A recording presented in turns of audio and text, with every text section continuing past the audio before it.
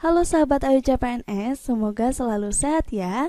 Pada video kali ini kita akan membahas tentang pilar negara. Sebelum masuk ke materi, kita harus tahu dulu nih kalau pilar negara itu ada 4. Apa saja?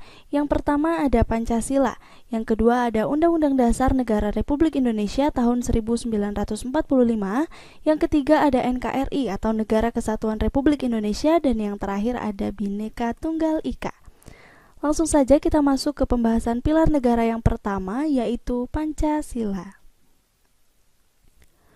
Secara etimologis, Pancasila berasal dari bahasa Sanskerta, yaitu panca yang berarti 5, dan juga sila yang berarti dasar atau asas.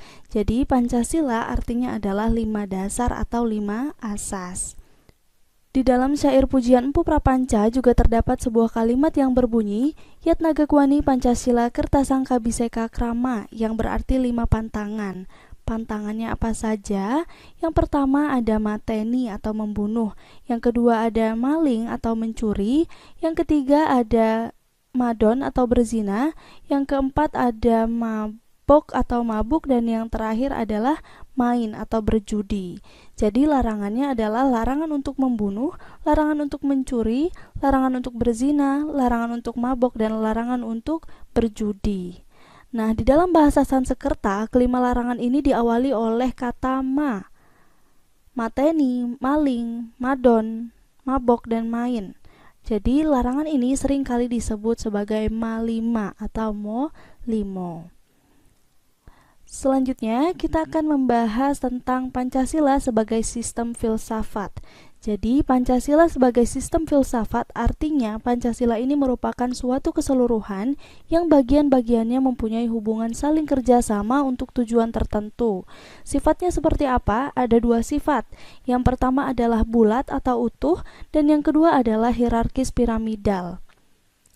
Bulat atau utuh artinya Pancasila ini merupakan satu keseluruhan yang tidak dapat dipisahkan, baik itu sila pertama, kedua, ketiga, keempat, dan kelima.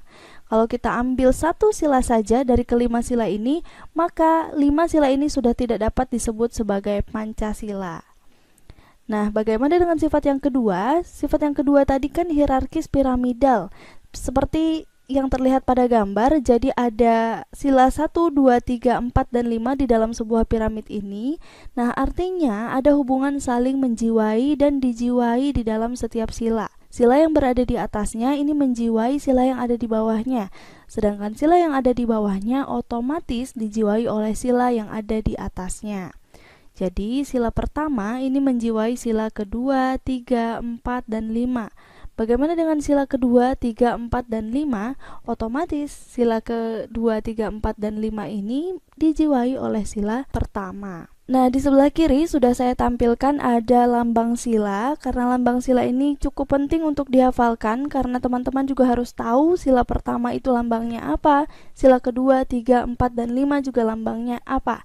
Nah, sudah saya tulis secara berurutan. Jadi sila pertama, sila ketuhanan yang Maha Esa, lambangnya adalah bintang. Kemudian sila yang kedua, kemanusiaan yang adil dan beradab, lambangnya adalah rantai.